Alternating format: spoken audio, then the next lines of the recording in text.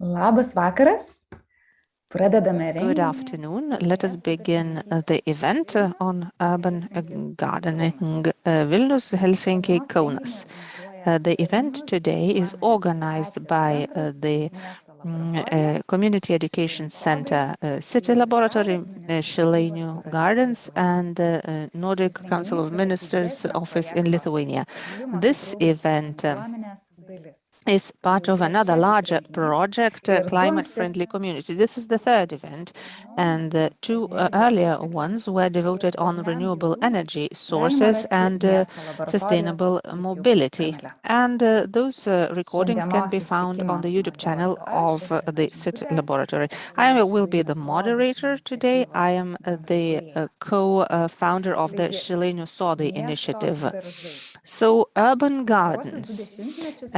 In the past 2 decades in the world and in Europe, urban gardening ideas have been gaining ground. Neighbors, communities and municipalities have been creating gardens and growing a lot of things there, from berries, lettuce to fruit. In this way, the community not only gets organic harvests to their families, but also use the free areas, the free spaces of the city. They create bonds and create job opportunities for those who are lacking them. In Lithuania, urban gardens or community gardens are not quite usual. We all know about collective gardens, but these things are not the same. In Lithuania, I believe there are many urban gardens, but many of them are hidden. They are not talked about, and unfortunately they are vanishing gradually. Whereas I believe that gardening is a very important part of our culture and sustainable way of life. At the global level, urban gardening is part and parcel of modern cities. So what is an urban garden and what is a community garden? And today we're going to discuss these issues with a number of speakers from Lithuania and from Finland. And I do hope that after each presentation, we will have time for questions.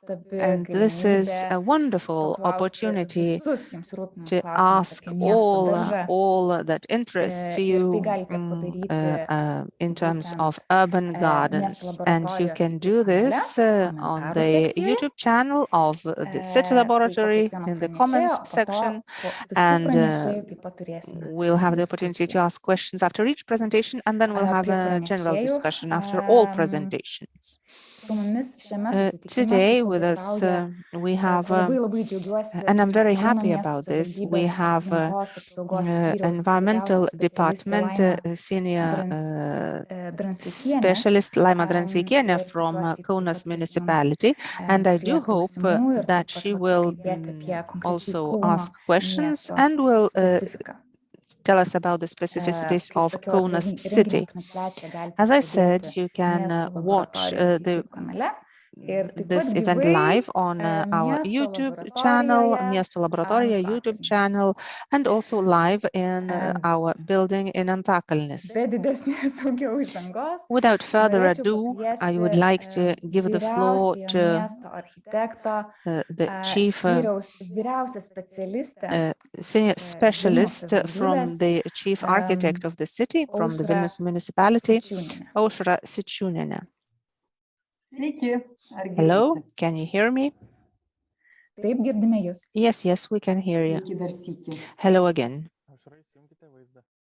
Please turn on your camera.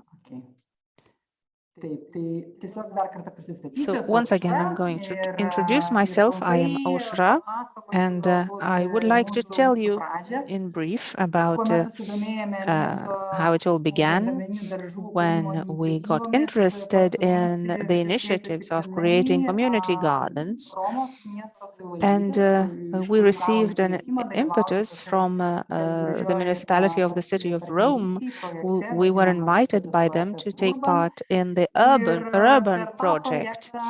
Through this project, European project, we got to know the experience of other cities, and we got moving, because the situation before 2018, as Evelina mentioned, we were not interested about this topic. We did not see it as an important topic.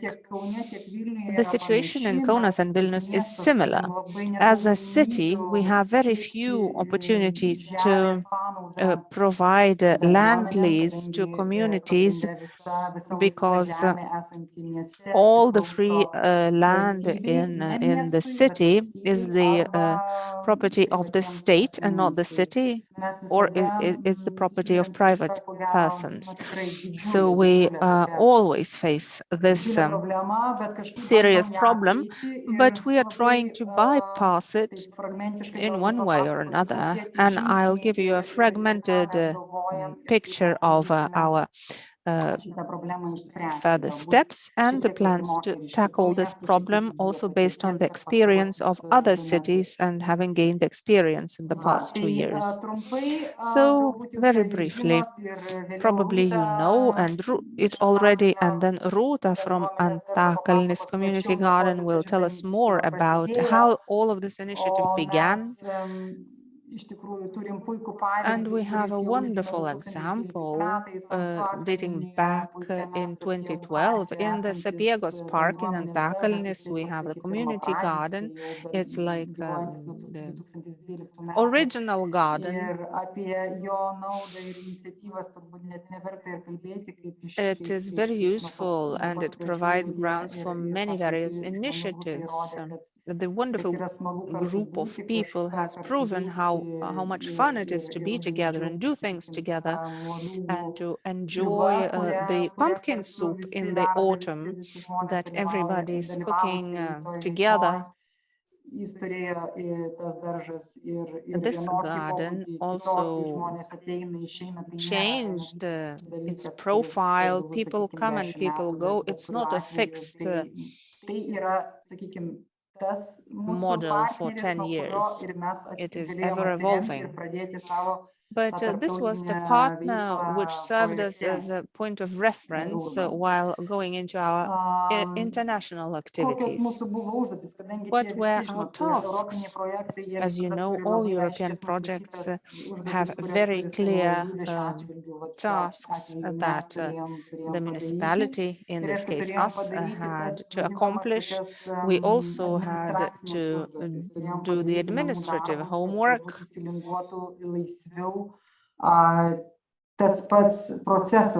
to get the process of creating the garden or moving. So we had to analyze the situation. We had to look into the relationship in terms of who has the final say in Lithuania in the issues of giving over the land, because this is quite the National Land Service is sometimes seen as a big monster, because it tends to deny these kinds of activities and is always suspicious. We also are looking into the possibilities to build greenhouses or other buildings on state land, but we received a very strict letter from the land service that we have no right to do that on state land. So that was a long and painful process in order to find out about our rights. But in cooperation with our partners, with the garden bed of ideas and other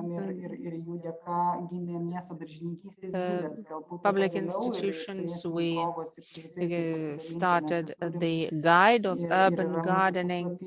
It is published on our website.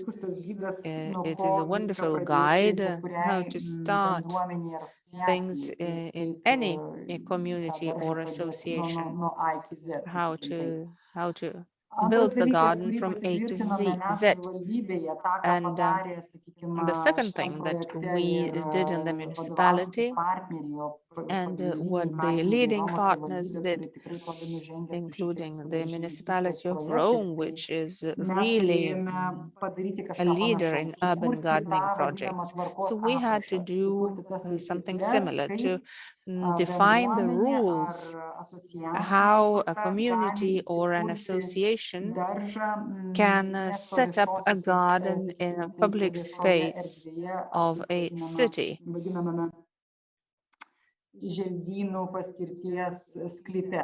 Or in the so-called green area. So this is a big document. It's a set of rules, but it makes it much easier to find answers to questions that frequently arise in the legal area. So we have the sets of rules, and now we have to think about how applying them in practice. We are intensively looking for possibilities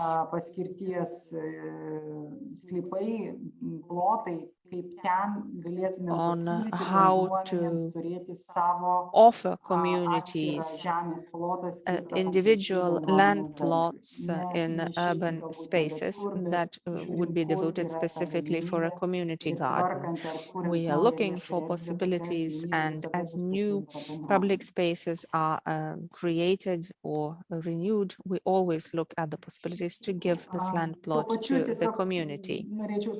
At the same time, I'd like to mention that the municipality is doing really much, and the other departments in the municipality, including the education department, environmental units, they organize a lot of educational activities, and there are people really devoted to this work who are ready to give their time to schools, special schools, and especially kindergartens, because kindergartens are full of resources, and the children and their teachers can nurture the gardens and the greenhouses during the summer as well, and then reap the harvest in the autumn. And the personnel always has the possibility to tend to the plants because they never go on holidays. They don't close for the summer. The idea to have gardens in schools would be most prospective and most convenient, but together with our municipal company, we conducted a survey in schools, and unfortunately, the need to have an own greenhouse or own garden is quite low. School management, everything depends on the school managers. They say, well, maybe it would be interesting, but we prefer to repair our basketball court. So the needs are not matching with our suggestions.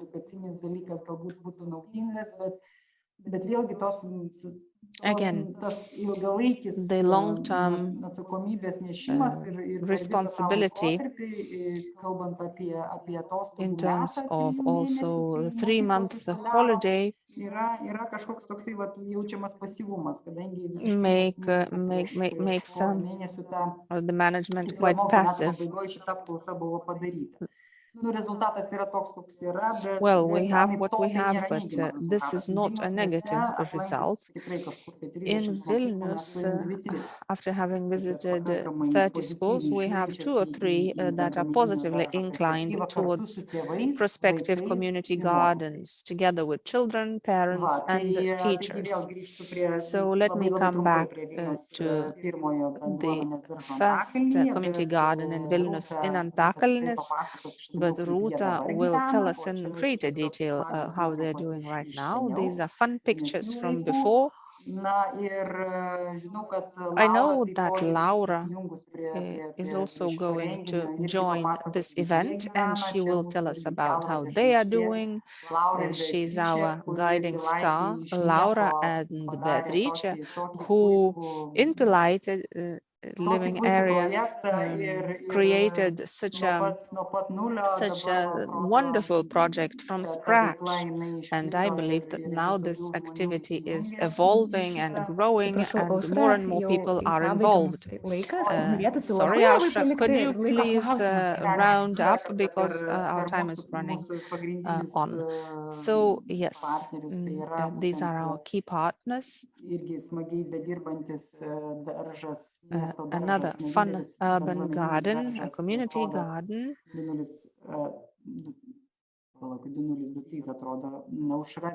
2123.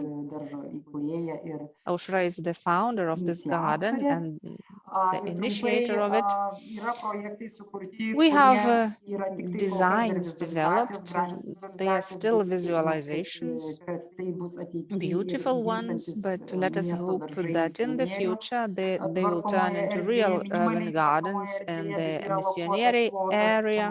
We have a plot allocated close to the ponds.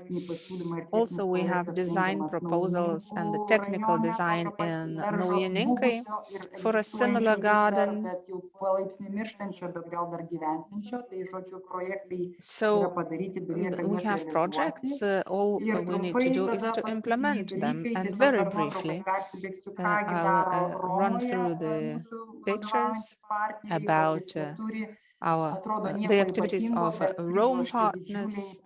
Apparently nothing special, but we are impressed with the large areas, with individual gardens, plots to be used by hundreds of households. They have a lot of administrative experience and a lot of people willing to get involved. That's why they're so successful in developing these activities. That's how they are storing their tools. In Rome, they use a container for that. In Thessaloniki in Greece, they have gardens like this. These gardens are the only green spaces that they have. Local inhabitants are protecting these gardens fiercely. It looks like nothing special, but people are very enthusiastic about growing vegetables and grapes. Poles are very advanced in this area. Krakow has a higher level of gardening technologies with raised garden beds and very expensive infrastructure. They also have like underground gardens, and all in all, in Krakow, they have more than 15. And the very last highlight, where we're going to start serious work, we have conducted a survey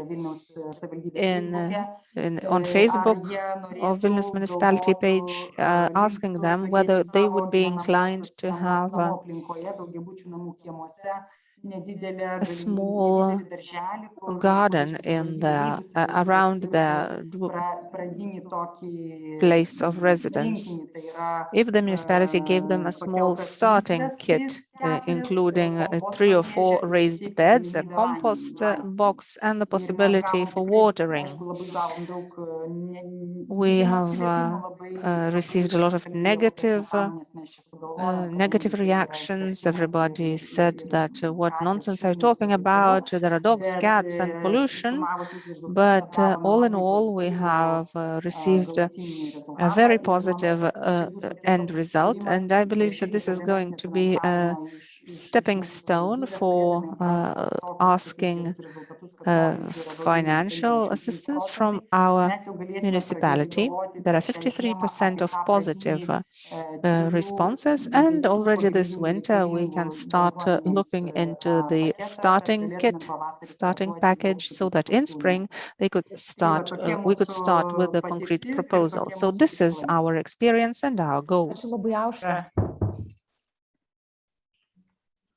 Thank you, Aušra. Ačiū labai. Iš tikrųjų, daug klausimų kyla, matant It raises many questions when we see urban gardens in Rome. paveldas. It's unbelievable because it's heritage everywhere. And therefore we get many questions. When I used to work in Chileni, I encountered the following issues. Who is the owner of the land? Is it the municipality or the state? And what permissions can be granted by the state to these activities? And secondly, what I understood from your presentation is that this land plot should be, the purpose of this land plot should be planting. For instance, we have the community which comes and sees that there is a land plot which may be suitable for urban gardening, but this is not state land, this is municipal land. And the land plot, the purpose of the land plot is planting.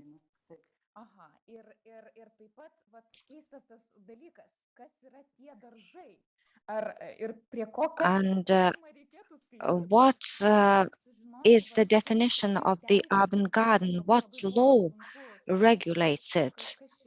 In legal terms, what do we assign those gardens to? It is very complicated for me to understand, but as far as I understand,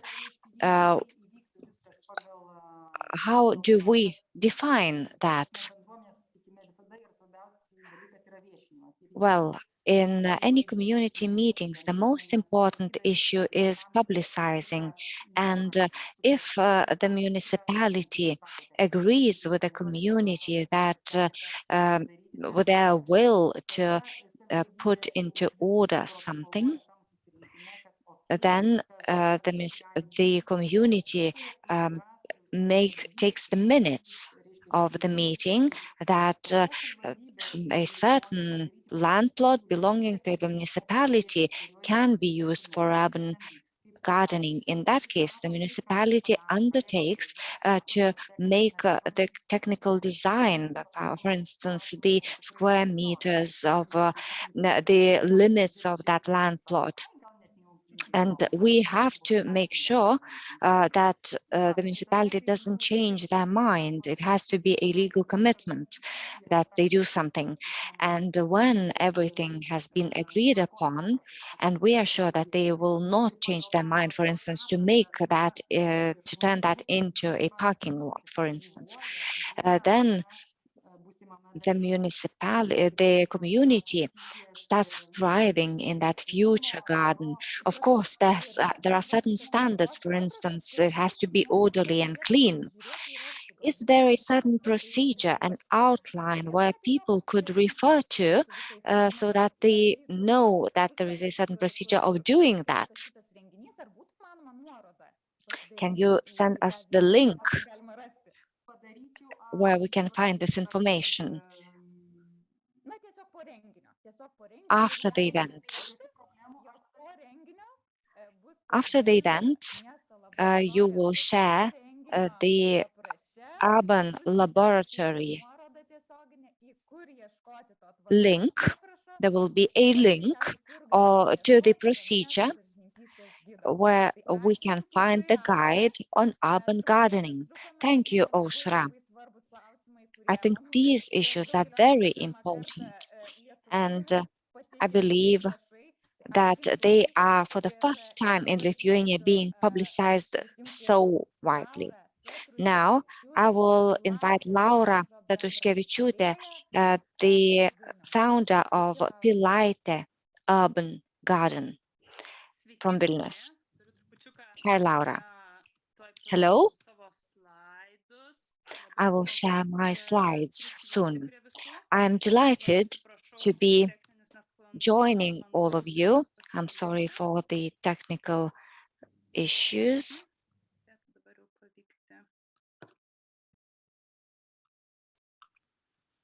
Puiku, gerai. Taip, turbūt matot mano ekraną dabar. You probably see my screen now, right? Great. This is the project in Pilaitė, the garden bed of ideas, which is the kitchen garden of the city community. And we believe that this is the space creation tool to create a community. This project started in the autumn of 2019.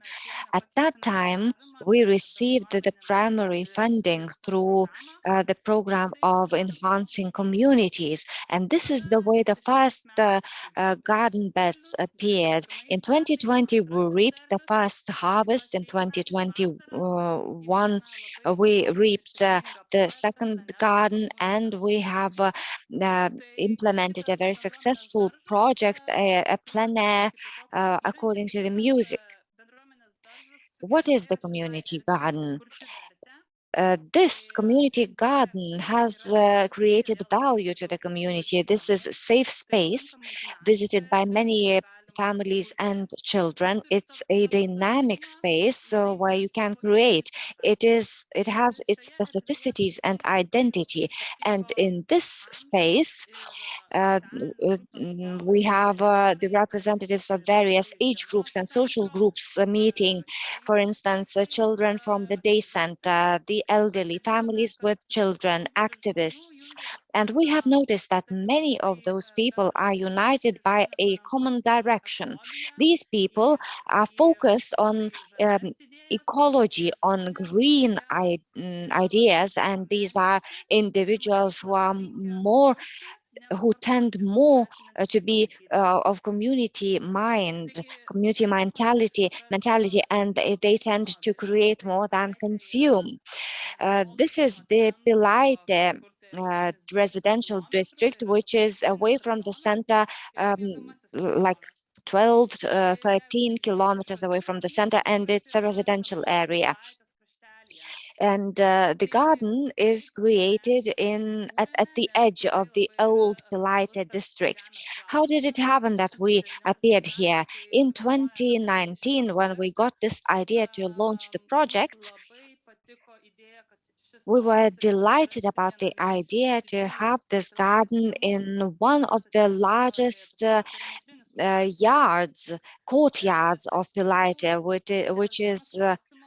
which parameter you see here, but we did not manage to implement that due to the land ownership issues and the logistical and infrastructure issues. That's why we decided to cooperate with the existing creative workshops by PAR, which allowed us to make use of their territory, which was within their competence and property. And in this way, we avoided the bureaucratic step related to land ownership and use. We can receive both electricity from BiPAT, and we have convenient space for events under the roof, and we also have the place to warehouse our tools. This garden bed of ideas, when we were creating it, we thought, what kind of space would that be and what would it communicate to our people? Based on previous projects and our experience, we learned that communication is extremely important, and even understanding when the project is successful. You can measure it only in 5 years, not earlier than that, because all those processes are fairly slow, and you cannot decide about that based on only one, for instance, creative workshop.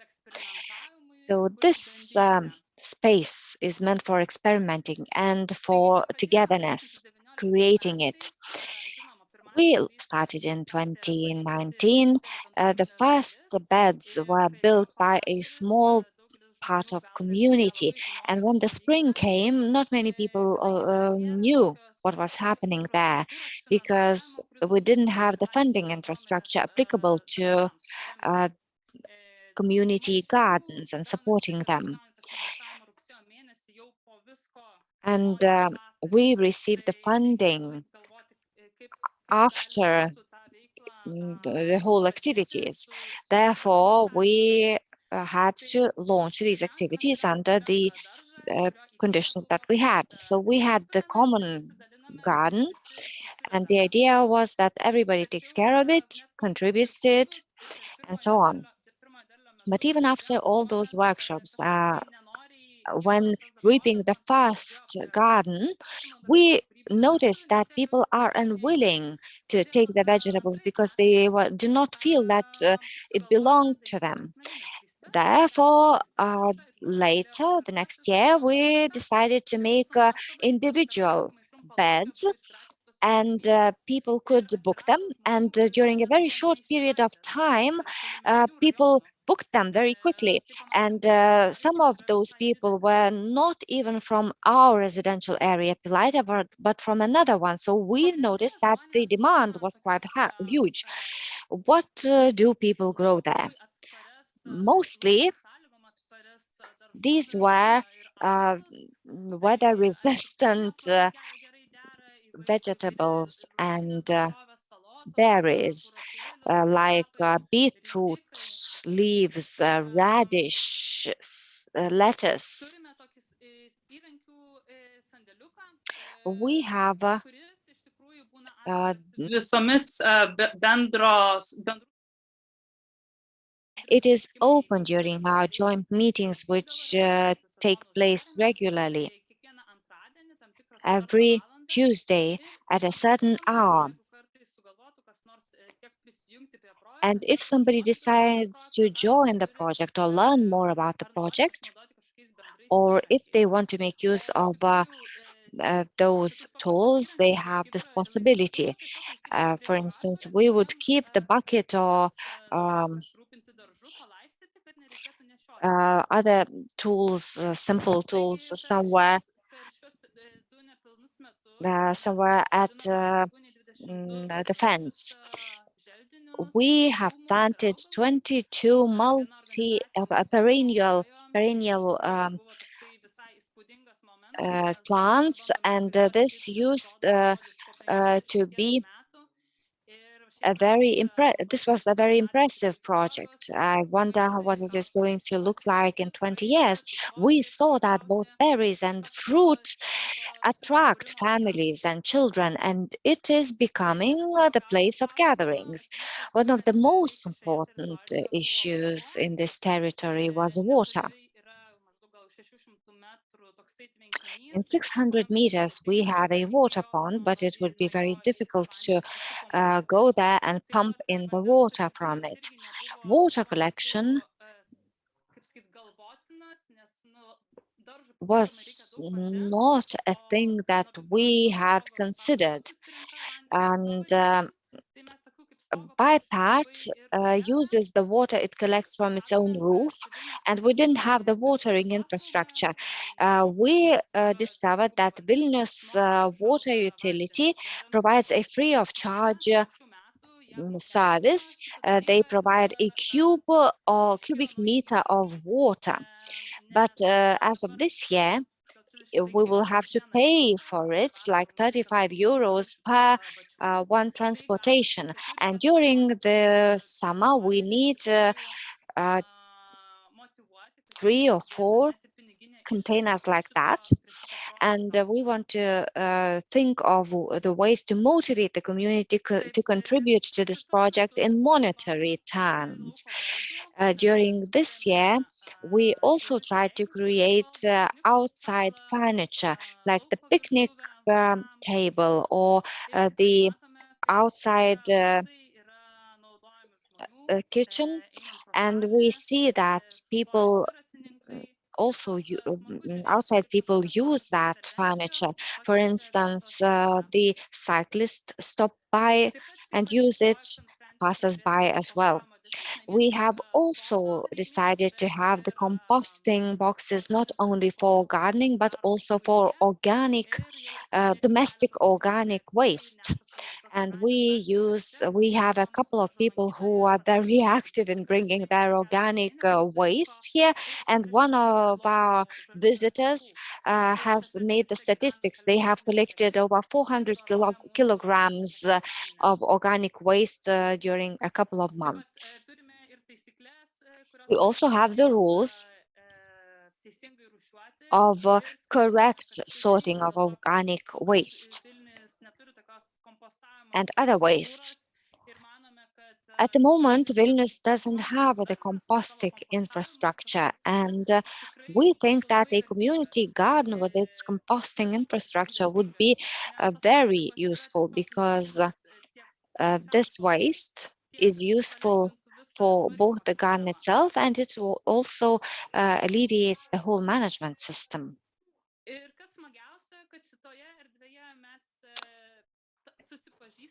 We are very delighted that we meet our neighbors in this area.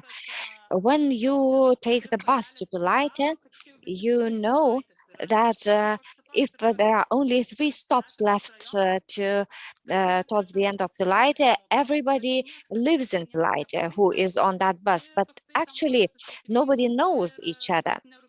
We become very individualistic and indifferent. While here, we have common points of departure. People come here and meet each other without any commitments. During these 2 years, the project generated individual initiatives, like one family built an umbrella with flowers at one of our gardens, and it became a symbol of identity. Another one built a sweet pea tippy. Then Laura, will you leave some time for questions? Well, actually, I'm already finishing.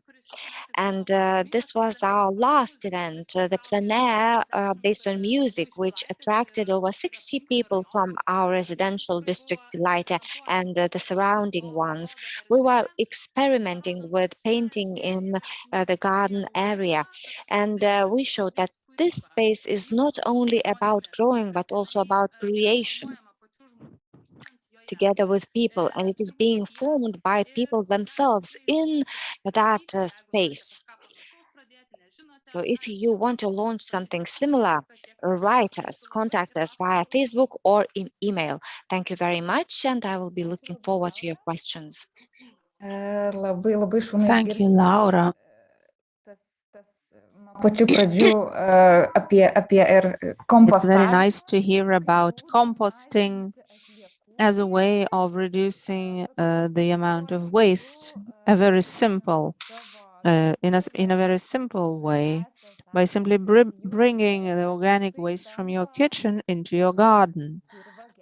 And then this becomes a soil improving product. As you also said, what about change? When can we expect to see the change? As you said, we cannot How long have you been in existence? For its second year now. So we cannot expect to see immediate results. We have to wait at least for 5 years to see the change coming and evaluate it. I am totally in agreement with this observation. We have several comments. First of all, how to join. The same question to Ruta from Antakalnis, how to get involved if people want to start gardening. Well, very simply, you just write us. And now we have closed the season, but in spring again, well, there is a question of how you want to be involved. If you want to work, you can join common garden beds, or you can build your private one. So if you want to share or to teach or to give a lecture, it is also possible. We can organize that. It is a space for exchange. You give something away, but you get something back. Thank you very much. You see the email address on the screen, idėjulysve@gmail.com, and another comment on water, or maybe it's an observation. Couldn't mulch help preserve water and help to reduce the consumption of water? Yes, it would help, I think. And this could be the next step in the season. There is an interesting story. Neither myself nor Beatrice were experienced in gardening. We accumulated the experience and knowledge by talking to our grandparents and parents and learning from older colleagues. So when the issue of water has become so irrelevant, we will try mulching, and we will install barrels. So we will use any possible way of collecting water. It's great to hear. It's great to hear about all the attempts, the success stories and challenges. It's very important to share the experience. So thank you, Laura. And now I would like to give the floor to Ruta Alandavičienė from Antakalnis Garden. She is a member of the community. Hello, Ruta. Hello. By the way, this bouquet is also from our garden. I'm very happy about this, and I'd like to share it with you. Just a moment. For introduction, I'd like to give you a general overview and statistics about our garden. It is specific in that the Antakalnis, or Sapiegų garden, as we call it, it is situated in the territory of the Sapiegos Park. In this park, we have not only the park, but also business incubator, a tech park. And our garden is situated between buildings.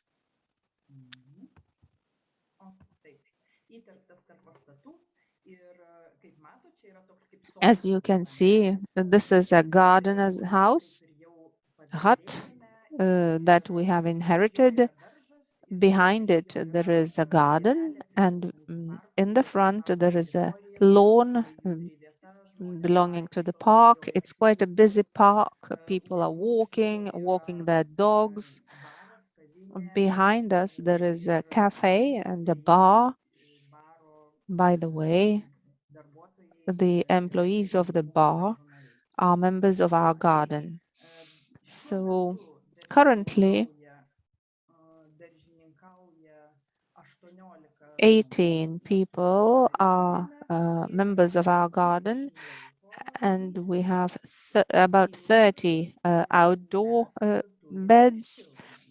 And also we have a greenhouse, which makes us very happy and privileged to have this greenhouse. As you can see, the greenhouse is divided into sections containing about 30 beds. Some of them are individual with numbers at the sides.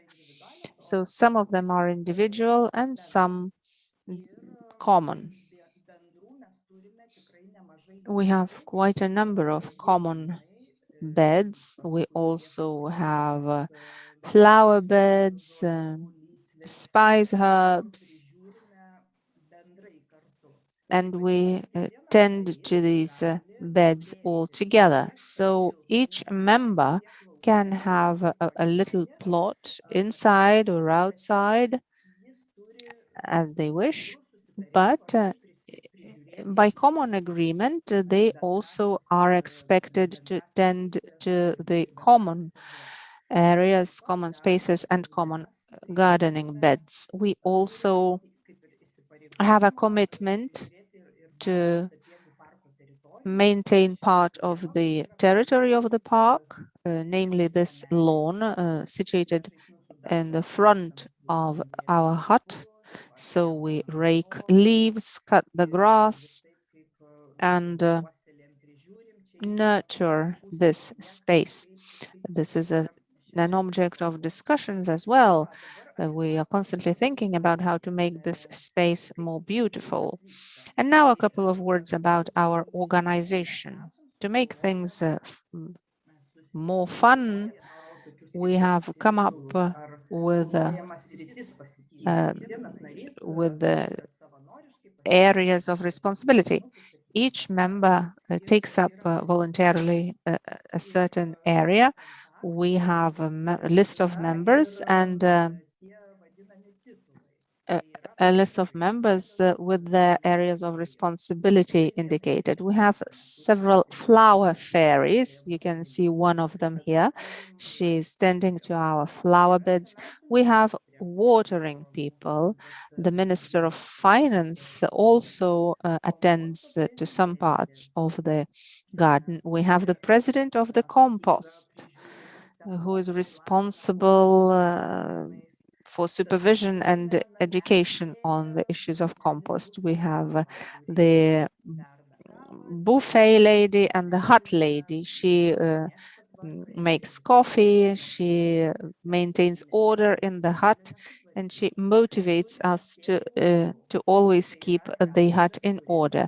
We have the seed guru, Gražvydas, who is, well, I don't know, he's a fanatic, or he's very enthusiastic about recreating the seeds of historical and old garden plants, and he's trying to motivate us to also grow the seeds and to breed the rare varieties, which to us is quite a challenge, but at the same time very interesting. We have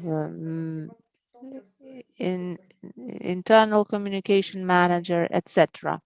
So these are some fun areas of responsibility. Now, decision making. This year we do not have a formal coordinator of the garden. We have agreed to take decisions in the college during joint efforts or during meetings. We have our messenger group and we communicate via emails. So we communicate and take decisions jointly. Or else those who are responsible for certain areas can have the final word. We also have our domestic rules, house rules. They are not very formal, though. They are more of a on the funny side. we work together, we develop these rules together. They are more meant for new members so that they know how things are working, and sometimes to remind current members about our common purpose. And we can share these rules with you if you are interested in taking over certain parts of them.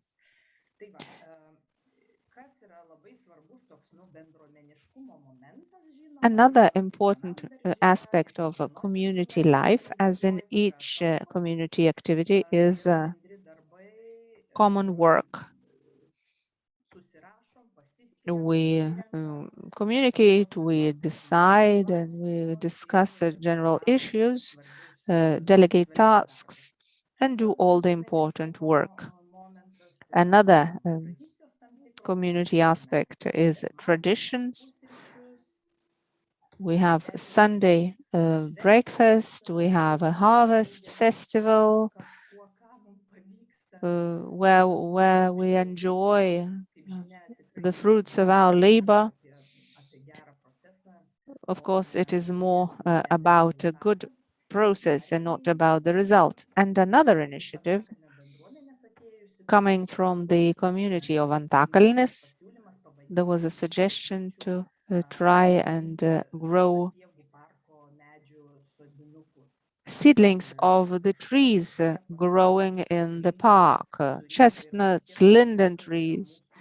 These little chestnuts are seedlings grown from chestnut seeds in the spring.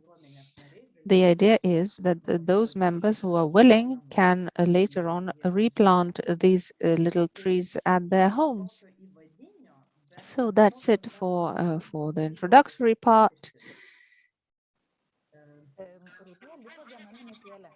You have 1 minute, Ruta. Okay, so these are the insights and experiences. We are no longer looking for the identity. We have many types of style.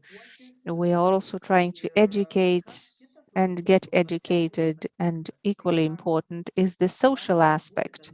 We are learning to be in the community. I believe that all gardens are experiencing this challenge. Sometimes you don't have to be very sophisticated, to have sophisticated goals with the mission and so on. Because in reality, the mission is wonderful in itself by simply feeling the sense of togetherness through common work, through involving new members, through involving the community of the Sapiegos Park, among which are business people, cafes, and we really want to maintain good community relations. This is our aim and hope. And the final highlight, the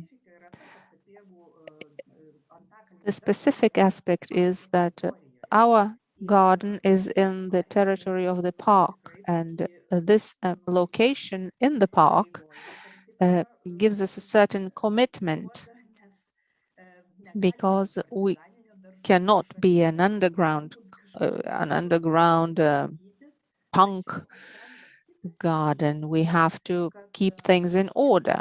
But another challenge is that we are regulated from above. There are certain institutional supervisors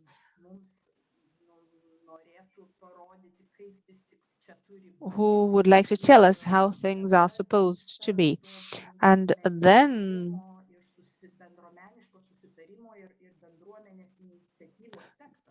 the community aspect and community agreement disappears. So please be happy, those of you who do not have this. Okay, we have a greenhouse, but or we are in the park, but then we have to live with those other nuances and instructions from above. But to end on the good note, I would like to say that the city laboratory, Miesto Laboratoria, and the idea of it was born in our Antakalnis garden. So we are also dreaming about continuous, ongoing community relations in the broad and in the narrow sense. So that's it. Thank you, Ruta. A wonderful presentation, a very beautiful description of learning to be a community. Turėčiau iš karto klausimą, kuris jau iškilo nuo pat I immediately have a question. How can we join you if, for instance, we want to start doing gardening in Antakalnis? It's very simple. Many members join us simply by coming in. When they see people doing gardening, they ask us whether they can watch us and contribute and join. Then we have a Facebook account, the Community Urban Gardens, and you can write to that group. Mindaugas, who is the initiator of Urban Project, created that Facebook group, and he is one of the coordinators. And of course, we are the community of Antakalnis residents, a sub-community of this Antakalnis residents community. And you can find us through various other channels. You are always welcome to join us. Did I get it right that this is the association Antakalnis community? Yes, we do have the association Antakalnis residents community, and we are the sub-department of this community, of this association. Maybe the problem is that we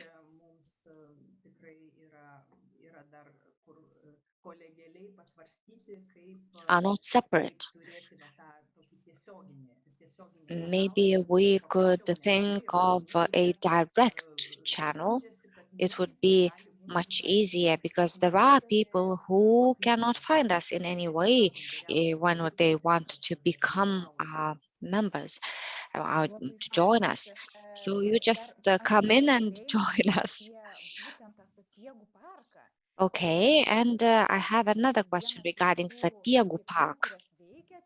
You said that one of the activities is supervising, taking care of the territory, which sounds cool to me because you are creating the value, to say very bluntly. Actually, you are saving the finance of the municipality because part of the territory is being taken care of by the community, which is a very mutually beneficial agreement. Well, but the territory is a micro territory, very small. Well, okay, but this is still part of the municipal territory. Every square meter counts. Thank you very much. I wish you overall success. Well, we will be looking forward to someone joining us. Thank you, Ruta. Now, I would like to give the floor to our Finnish speaker. We are broadcasting now in two channels, Lithuanian and English. And now I will give the floor to Malm Nordlund, who is the manager of the Dodo Development Organization from Finland, and we will be interested in hearing how you do gardening in Finland. Yeah. Thank you. Thanks for inviting me. And yeah, I'm happy to be presenting what Dodo has done in terms of urban gardening in Helsinki and also in a few other cities in Finland. But yeah, Helsinki is our main place. Wonder, does my presentation show? Ir kaip matote mano pranešime,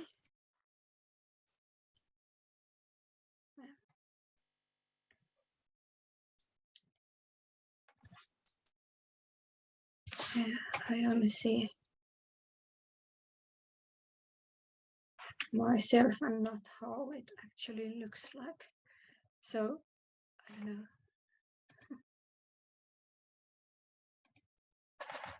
Hope the sharing screen works. matote turbūt mano Yes, pranešimą. we can see your screen. Okay, cool. Yeah. So this Taigi. is the parts of the presentation.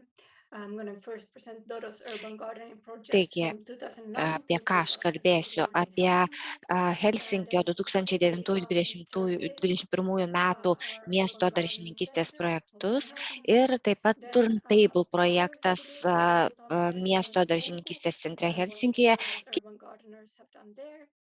And then I have a few slides of like other actors, like the Harvest Map that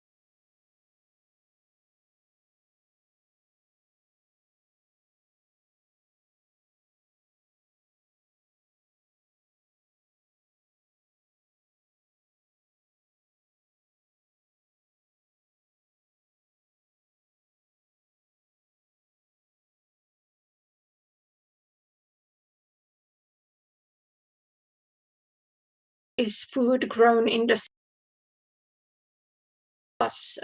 food and the cities. And with this guerrilla garden bed area just south of actually where we have our urban gardening center, close to those red brick houses you see, there was a summer of intense like gardening in these like pellet boxes. And here's a picture from the harvest of that year. Then the next year, we had a small installation at the main street in Helsinki during a megapolis event, which was looking 15 years to the future. But now that 2025 is actually really close already. Also 2010, there was this different garden experiments. We did these like box gardens that housing or apartment houses could ask to be put on their backyard. So this is the proto box where we were practicing to build it ourselves before we built it at the backyards in houses. Also 2010, the city of Helsinki asked if we could be part of this contemporary Kalasatama, kind of with the pop-up garden. Guess in all, it was there some 5 years, also moved from these bags into boxes. And the area, which was earlier harbor, has now been built out to be a housing area. So that's why we needed first to move and then to remove the garden. So people could rent these gardening bags, 1 or 2 of them per person. And then also there was these common boxes, a bit bigger ones, and made a Dodo urban garden graffiti to kind of claim the space also on the graffiti wall, which was next to the place. So here in the background, you see the ready peas and some carrots. Also another area close by was this abattoir that was taken into like cultural and food use. So there Dodo run and also a box or bag garden kind of rental where people could like have their bag for a summer. And here we also had a common area in the middle of the lawn. It was nice to turn that into a garden, but yeah, this was only for 1 year, and it was then later, yeah, there's still some small gardening going on in the area, but not run by Dodo anymore. Also other like neighborhoods were asking us to like start gardens together with them. Here is in Katajanokka, Helsinki. This is actually a backyard of an old prison where there's now a hotel. This is a box garden also in Helsinki, Suvilahti, which was these boxes were part of an installation in 2012, and then that continued as a garden. These we were also renting out for a few years, but also now they are taking care of the Suvilahti people themselves. So we've like helped to start many gardens and then kind of scaled down and concentrated our activities in Pasila. I'm gonna tell more about that soon. This is also a garden we were like joining, especially at the start, community garden at the edible park. So in this, it's on an island outside Helsinki, and there's a park where like edible trees and bushes have been planted, and there's also some area for gardening in the field. And there's some chicken every summer. So one group holds like chicken coop in the edible garden. And they also go around and pick in the compost and take care of the garden in their own way. Here's some harvest from the edible garden. So there's a gardening party, or like this work party once a week. And then the people who take part in that also share then the harvest. So yeah, in autumn it's quite a lot of different things. In spring there's more work and less harvest, but usually there's something small like rhubarb and chives really early already in spring. Also, we've been at different like festivals presenting urban gardening. This is Word Village Festival in Kaisaniemi 2019. Then there's a branch of Dodo called Berry Guerrilla with the aim of like guerrilla gardening berry bushes and fruit trees in the city. They also have a small box garden in Jätkäsaari, another harbor area, which is now built to be a housing area. So there's still like empty plots in the area, but there also the problem or challenge is that the garden needs to move somewhere next. Last year, Dodo turned 25 years and was then together with the Helsinki City Museum putting up an exhibition on urban food. So kind of the story of like how food can be grown in urban settings. And it was focusing on potatoes, of like how potatoes were grown in Helsinki before big housing areas were built out, how people still grow potatoes. And also here right ahead, there's this aeropod where potatoes are growing in air.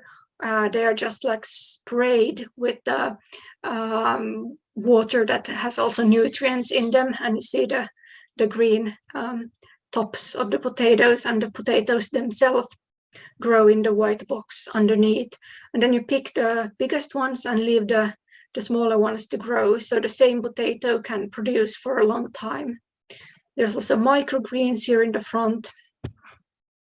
And yeah, this was up inside in the museum, and then outside in the museum yard, we had this kasvattamo, kind of backyard garden example for people with the herb wall and these planting boxes. And it was also the terrace of the close by restaurants, so that's why there's these benches and tables that people could come out here in the garden to eat and drink. Yeah, then to Turntable, our urban gardening center in Helsinki. So back in 2011, before it was even built, the area was cleaned up, though the concrete there looks pretty much like that still, especially when it rains. Then in the early spring, or when there was quite some snow in 2012, the builders started building the greenhouse. It's built on top of an old turntable. So this place where locomotives were turned to put into their stables that you can see on the left.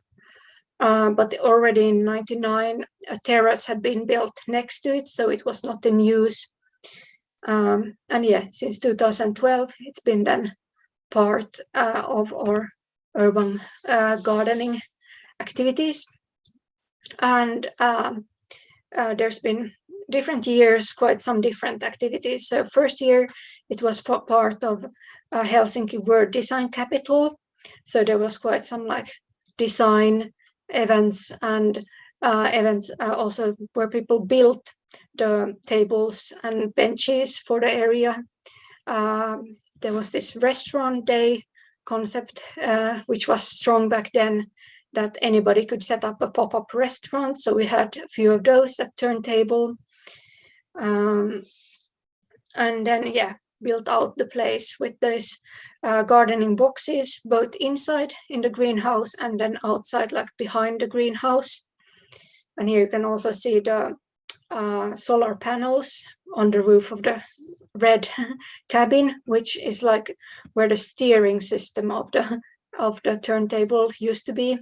Now there's the electric systems of the solar panels, and there's more panels on top of the greenhouse. And these, the electricity we get from that runs the watering system inside the greenhouse.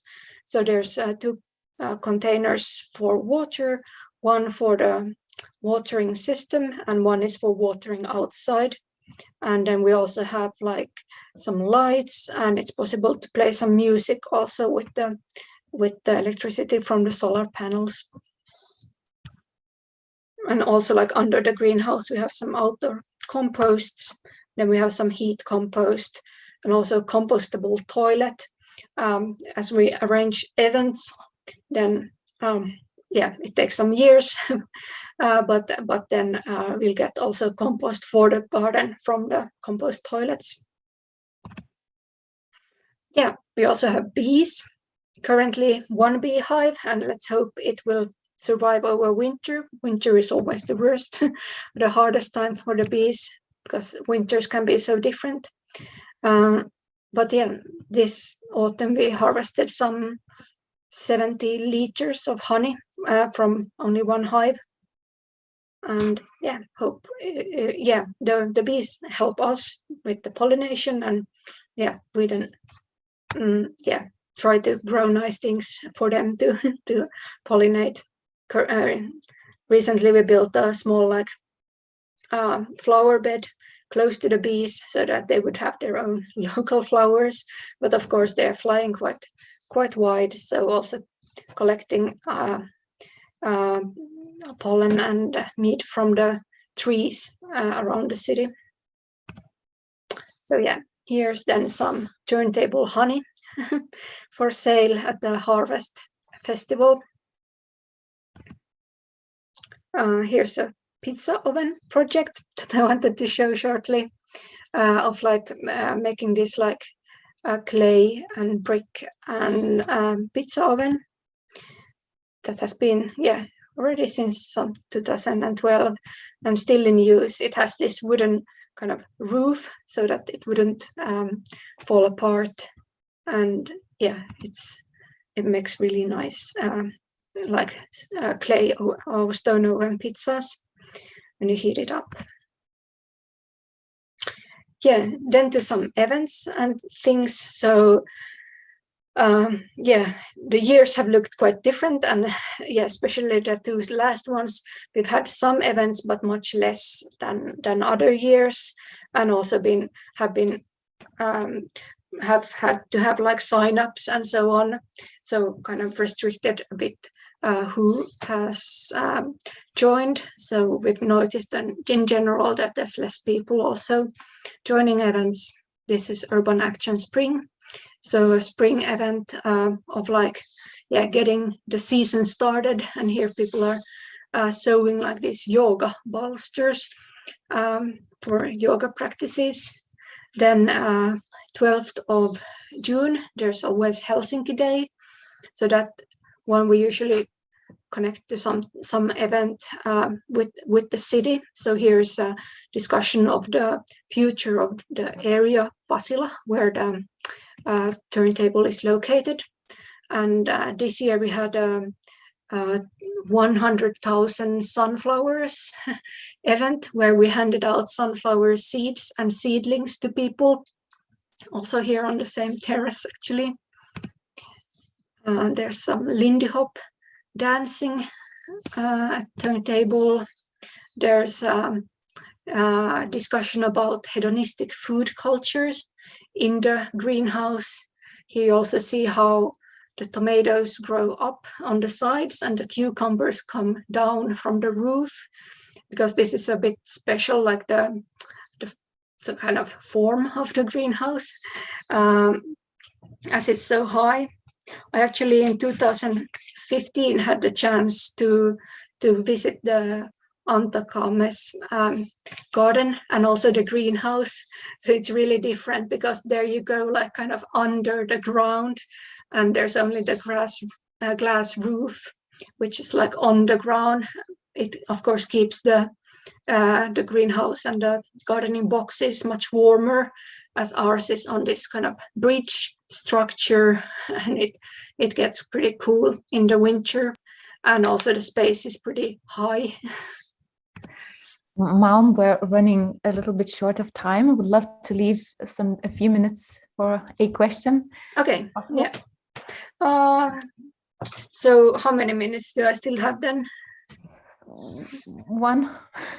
Ooh, then you'll get a short show of pictures, first from turntable.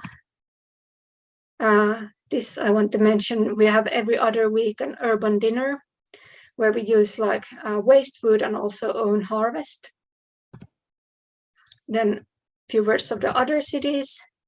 So Dodo has activities in Oulu, where there's this Rapumaya crab hut, an urban summer house with also gardening. In Turku, there's been campus gardens. And then this year there was a church park terrace garden. Also in Tampere, there's earlier been campus gardens. And now for a few years, this floating garden at the lake. Then to the other actors. So yeah, the campus gardens is not only something Dodo has been putting up, but also other actors like at the Otaniemi Aalto University test site urban garden and campus garden. At Viikki, Helsinki University students have a campus garden. Also in Helsinki city center in Snellmania house, Helsinki University has a campus garden. Helsinki city has been very positive to urban gardening, like, yeah, kind of since Dodo started. So this is a youth center, Annantalo, where there's a quite big community garden outside. Then also in parks in Helsinki, it's possible to garden. The biggest urban garden I know is the Hermanni garden, urban garden, where when the park was planned, the urban garden was integrated. In other parks, there's box gardens that people take care of. In Hermanni, there's an association that takes care of the garden. And to fund it, we have like these restaurant day events once or two times a year. And this was also earlier part of a prison area. So that's why the theme is like this, runaway prisoners of the garden. Yeah, then to this harvest map. So some urban foraging from Helsinki. I run this urban gardening autumn course, and we went foraging in Pasila, so close to our urban garden.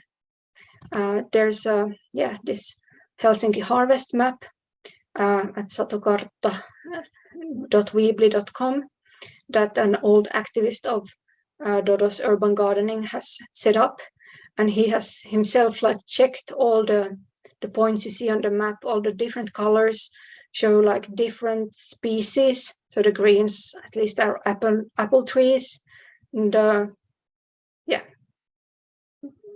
the rowan berries are not on the map as there's so plenty in Helsinki, but as you see, there's also a lot of other things growing. Yeah, then to the links and questions. Thank you so much, Mom. I think that it has been so inspirational to see all of this, all of these wonderful actions and ideas that you've been doing for so many years now, actually. Yeah, true. It's hard to get into some 20 minutes. Yeah. And of course, there are so many ideas that you can adapt in different countries, in different cities, in different places all around the world. So I hope people who are watching this can take something with them and apply it in their locality, in their context. And what I take from this, what you said, you mentioned so many places where urban gardens can be, from churchyards to floating gardens to next to prisons or hotels. And basically, for me, it seems that you can put an urban garden almost anywhere. Yeah, that's true. From the photos that you showed, it looks beautiful. It looks, we get sometimes cliche, it looks messy or something, but no, these boxes look beautiful as big flower pots, right? Mm-hmm. And also the last bits that you showed with the map of the fruit trees in the city. I think that would be excellent to do somewhere in Lithuania, in the city. It's a wonderful, wonderful idea. So again, to take away. I would like to ask one question. Some people have been asking on Facebook about, yes, we've there's such a process and how do you set up, and then you have to get permissions, but how do you start? What was the very, very beginning for you, and how you're able to continue? I know this is a big question, but maybe that can be answered in some sort of a shorter way. Yeah. I was actually not in Helsinki the summer they started gardening here, but I joined the following year. And there was a small core group that kind of wanted to do it. Grupė, kuri ryžosi tai padaryti. Na, dažnai taip prasideda, kažką nori daryti ir paskui, nepaisant visų iššūkių, tiesiog imi ir darai. Helsinkio miestas iš tikrųjų parėmė šią iniciatyvą. 2013-aisiais mes parengėme gidą, kaip pradėti įrengti miesto daržus, parkuose, miesto erdvėse, ir miesto daržininkai. Not more suitable, but also people can suggest own areas or parks. Also, one thing that the Helsinki city has is this park godparent project, where a person can say that they want to join and be a park godparent, and then they get some tools and can take care of the park kind of as it is. This doesn't include the urban gardening, but also some, like in Hermanni, some of the urban gardeners there are also like park godparents, so then taking care of the park in general. So if I understand correctly, firstly, you wanted to start something, people came together, and then you were in connection with municipality and other gardeners in the city, and you made a map of where, did I understand correctly, where there's potential places for urban gardens or already urban gardens already existing?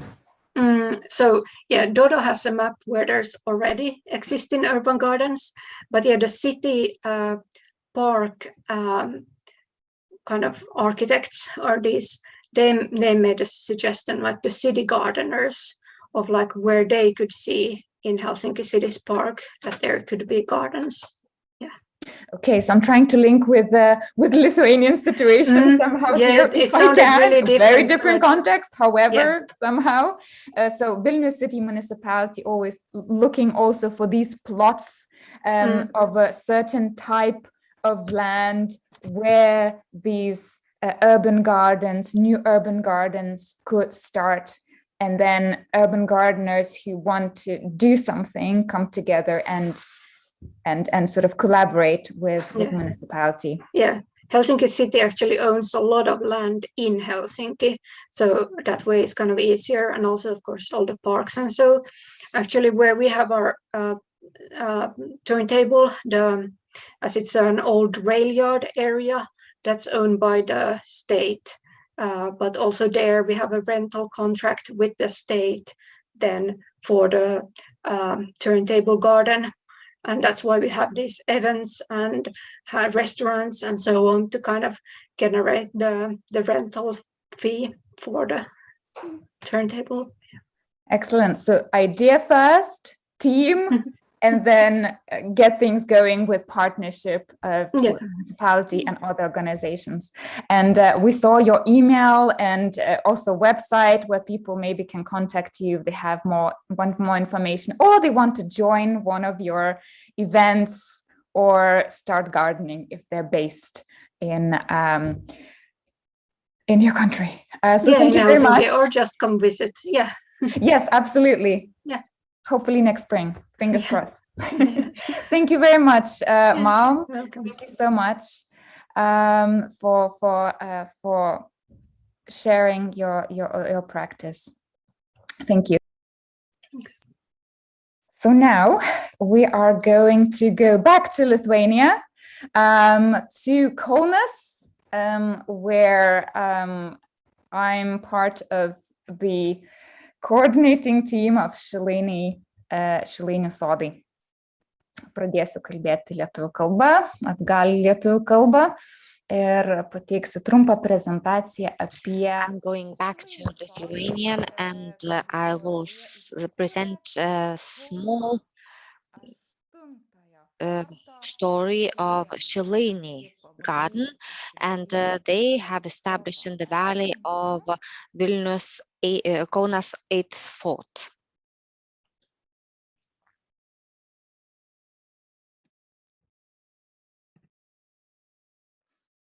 Taip, ar matosi mano ekranas? Can you see my screen? Kur yra Šilainių sodai, bandysiu truputėlį trumpiau užtrukti, jeigu būtų tai įmanoma. Well, I will try to make it brief. Probably I will not show the video, but if somebody is interested where Šilainiai is and what it looks like and what people do gardening in these gardens, you may go to the Facebook of Šilainiai gardens and you will see the video. I will tell you something very important. First of all, our partnerships, and the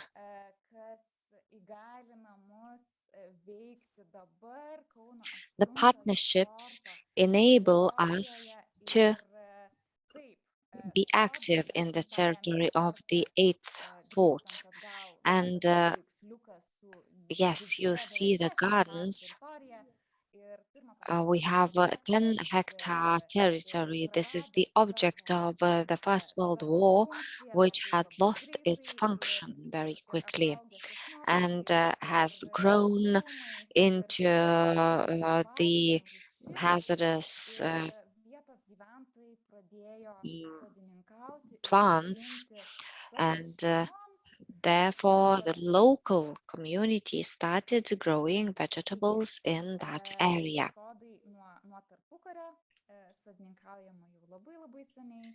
Well, these are the garden areas, and they have been such since World War, since the interwar period. And we joined this in 2018 when it was not clear whether the gardens are going to stay in that place. We joined the gardeners and raised this question, started collecting stories and speaking to all the gardeners. We documented everything and told the story in various ways, and we were looking for various partnerships. And first of all, we have Kaunas the Citadel Park, then Kaunas region, Kaunas district municipality, because these partners helped us to take care of the forts which were abandoned and very often unsafe. And we had already established an association by that time, and they helped us. Then another step was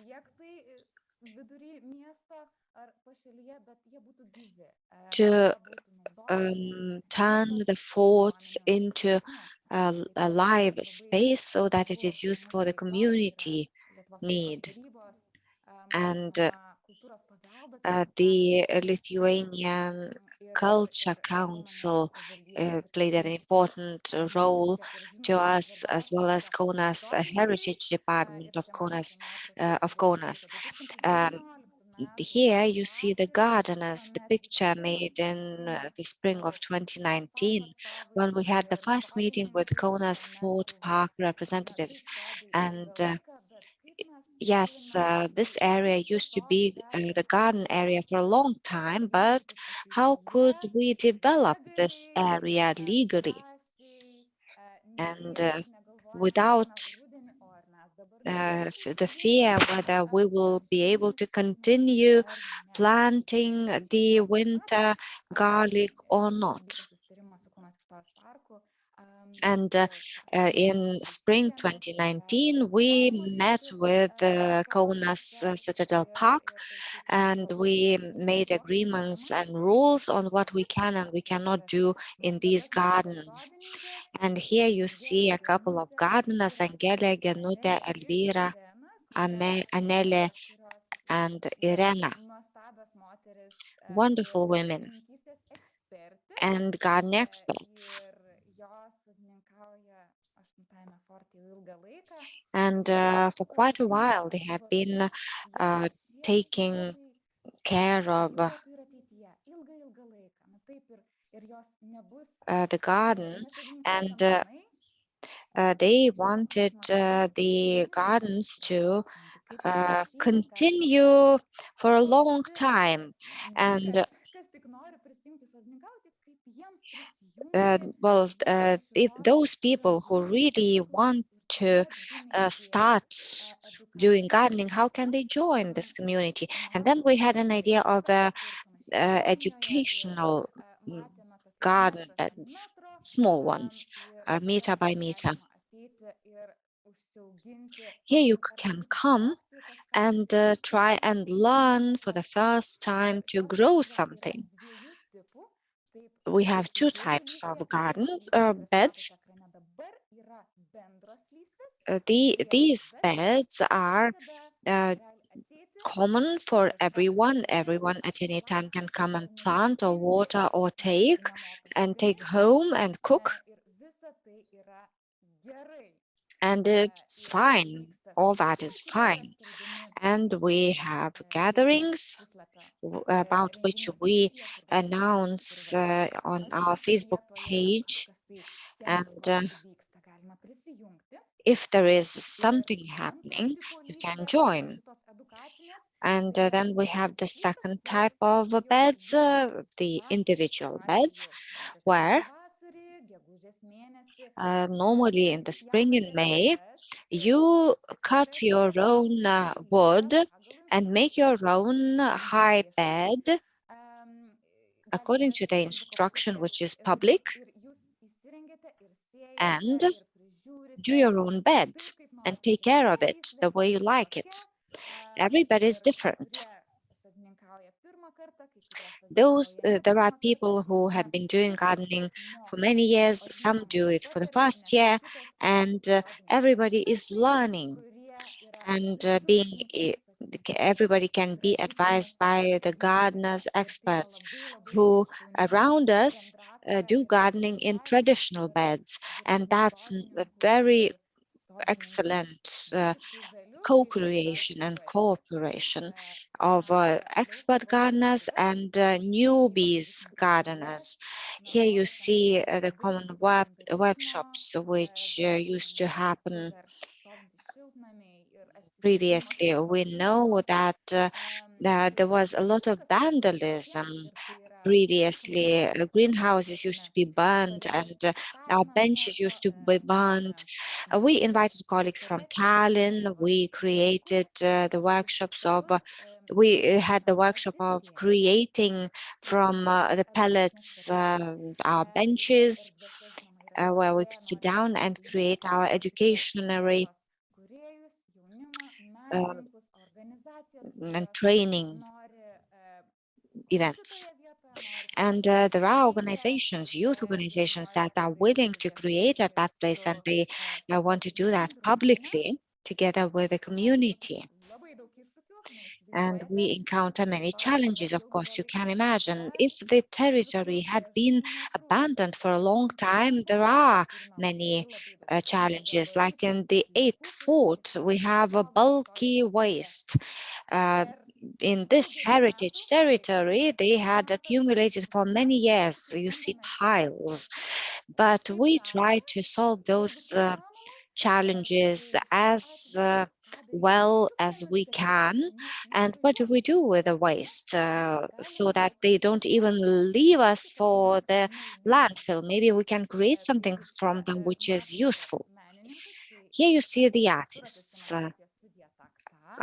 The architecture and the scenography studio Tak Tak, and the artist Džiugas Karalius, who,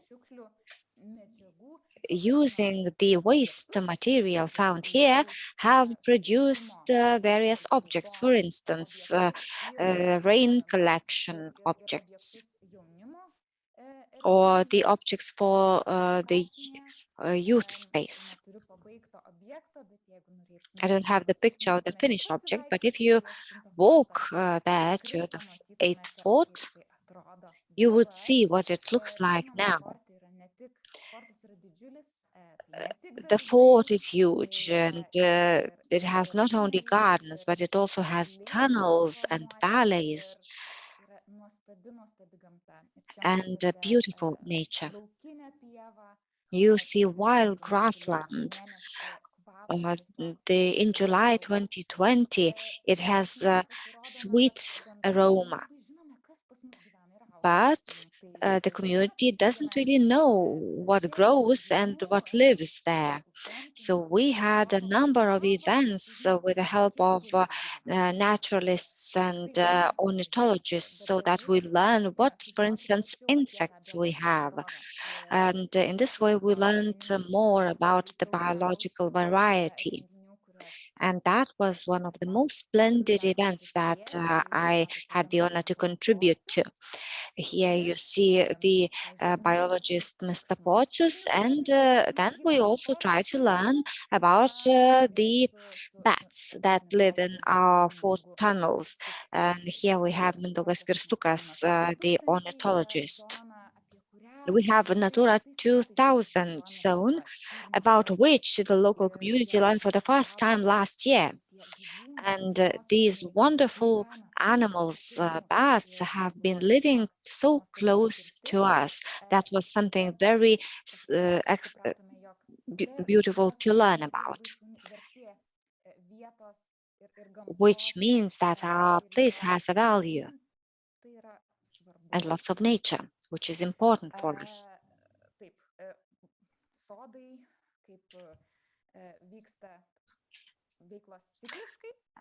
Our activities are cyclical according to the cycle of nature. How do we join? If you want to join and do gardening in an educational bed, meter by meter, in Facebook or on the posting board in the garden, you have you can find the information. Normally, you join us in April and May, and if there is a vacant bed, you can start doing that. And in May, we have workshops where you can make your own bed. At the beginning of June, we organize the day of exchanging plantings and the day of planting. Normally, there's a lot of work, and this is the nicest day in the year when all the plantings come to the garden. And at the end of October, we have the Common Works Day. And I may tell you more and more. And you see my contacts, how you can reach us on Facebook, on social media. And just like in Antakalnis garden, you may follow them and see us when do we have various events, and you can always ask questions when you meet us live and also during online events. Thank you very much. I will turn off the screen.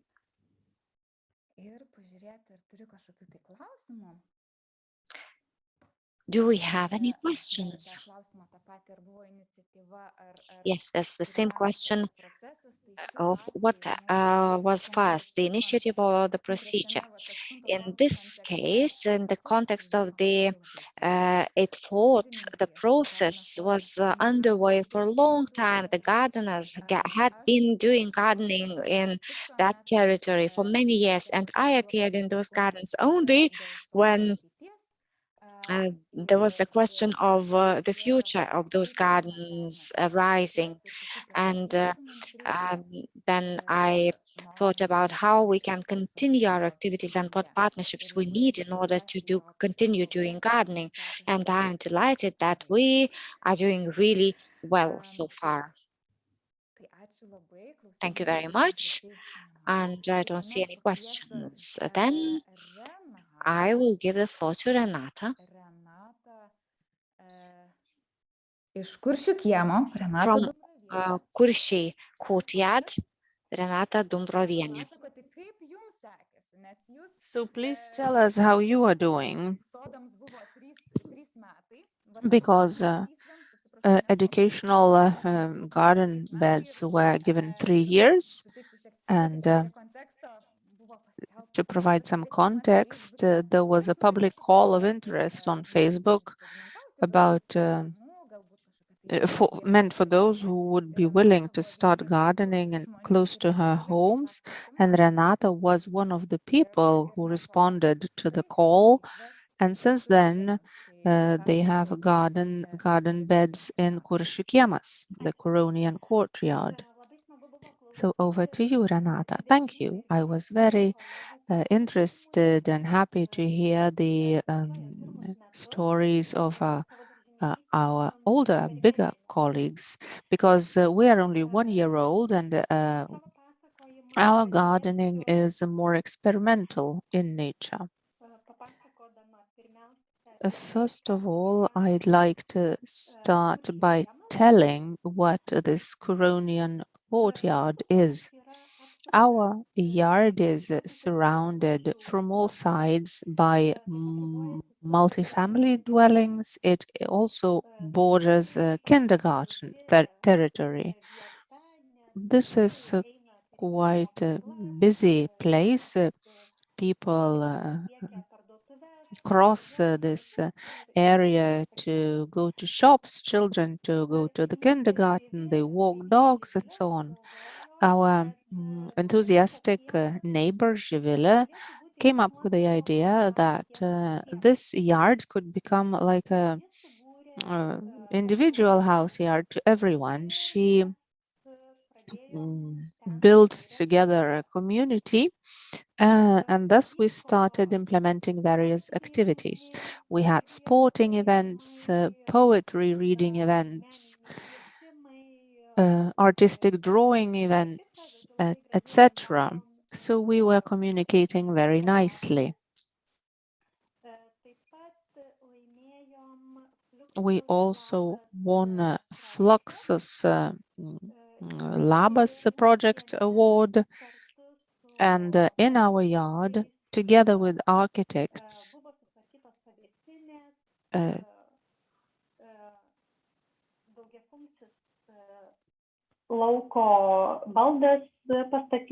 shades were built and other multi-purpose buildings were installed. So we really created a very pleasant area, and our neighbor Živile planted one tomato plant under a tree, and she called it a social experiment. Let's wait and see if it survives. The tomato plant survived. Somebody planted some beans nearby, and suddenly vegetables started growing in our yard. During one event last autumn, we got to know Evelina, from whom we found out about Shilene gardens. And together with my daughter, we thought that it would be very interesting to grow something ourselves. Shilene Sode is 2.5 kilometers away from us. It's a bit far, but then again, we decided that it's a good occasion to take a walk in the evening. So we got involved into this activity, and here you can see what kind of individual gardening bed my husband built for me and my daughter. On the other side, you see the picture of the Shilene gardens, and step by step, everything evolved into gardening beds being built in our yard. The men helped us to prepare everything. They built the gardening beds as well. Then we planted the plants for the first time. Evelina donated some seeds and seedlings to us, and we just planted anything that we had.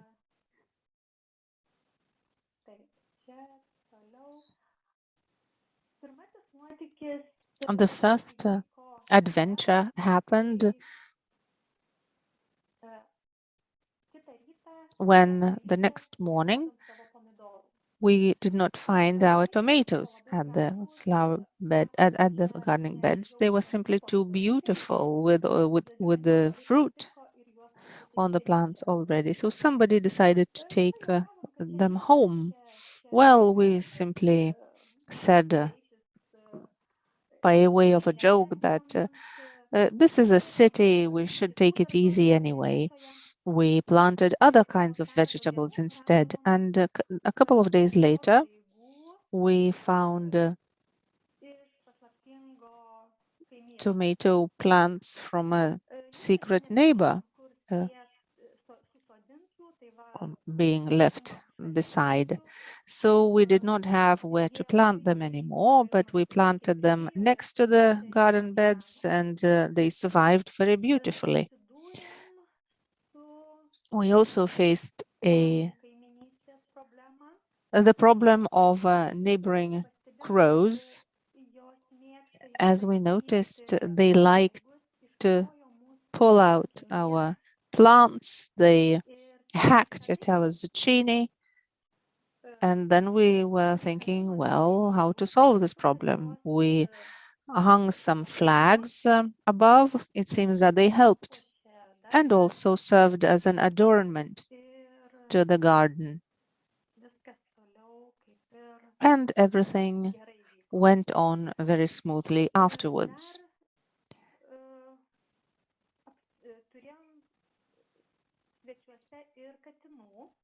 Also, some cats decided to visit our beds, and therefore we decided to plant aromatic plants such as lavender, sage, marjoram. We also sprinkled some coffee grounds and cinnamon. We did our best to chase away the cats. But indeed, we have the problem of cats in the city. When the beds are fully planted, then and overgrown, then the cats are not that keen to go into the beds. But at the very beginning, before the plants take root properly and flourish, it's a problem. I would be interested in finding out what measures do you use to fight the cats. Zucchinis grew beautifully in our garden, and this is the harvest. We have grown basil, parsley, pepper.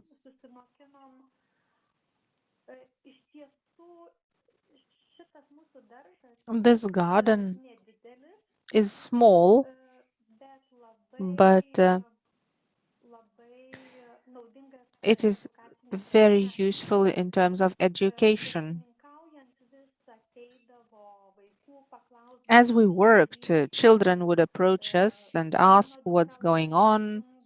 My daughter became involved in gardening. She became very responsible about watering, and she already makes plans for next year. Other neighbors also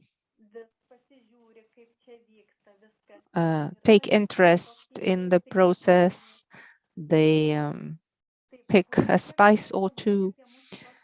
So that would be it. That would be the brief story about our experimental garden. Thank you very much, Renata. The first year is really a trial period, an experiment, but very briefly. Now, after the first year, you harvested the vegetables, and would you recommend that others should try growing vegetables in a vegetable bed in the city? Indeed, I would. But I would suggest that if you face a challenge, see it as a city thing. It's okay, because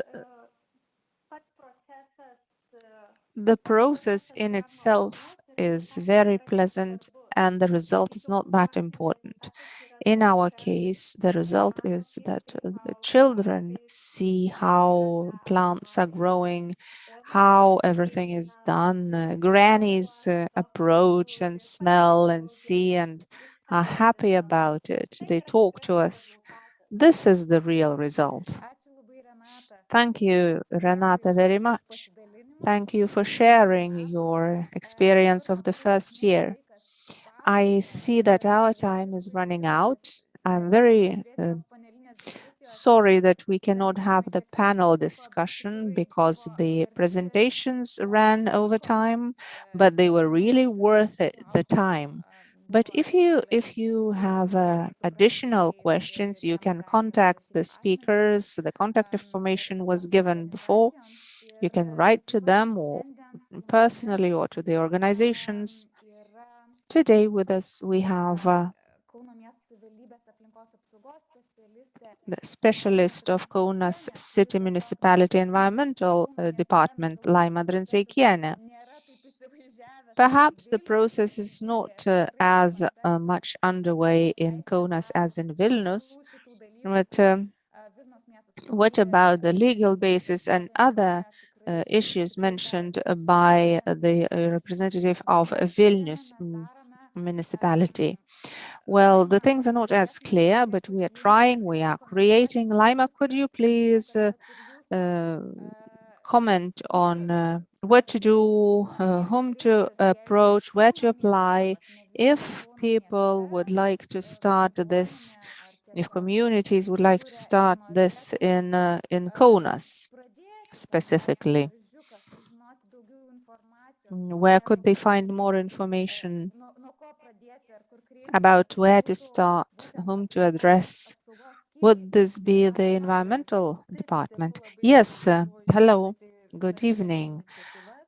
It was very interesting to hear about all of these initiatives in the area of urban gardening. You can always contact our environmental department because if we have similar initiatives, we could provide consultations. We would clarify whose ownership, who's the owner of the land, and find out if such activities would be possible. Kaunas city municipality and its environmental department, the contacts are easy to find, so please contact us. Would we need to write to the general mailbox, or are there competent specialists? Well, you can write to the general mailbox. Thank you very much. So the initial questions mentioned by the Vilnius municipality representative about whose land is it, what's its purpose. It's not always easy for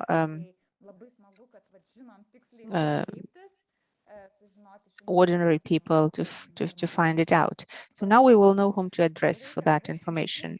Our time has run out. I would like to talk on and on, but I would like to thank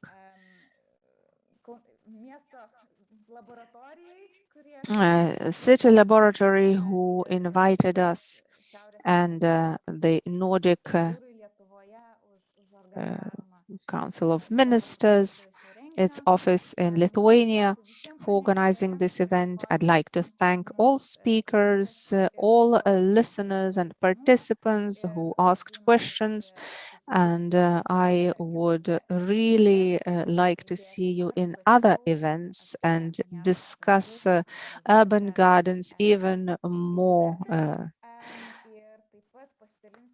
And I will share my dream. I do hope that it will happen. We always should dream, should have a dream, because if you don't have a dream, how can you implement it? So my dream is to see urban gardens flourishing in cities, and city dwellers would be healthy and happy, and that is my wish to all of you. Thank you. See you next time.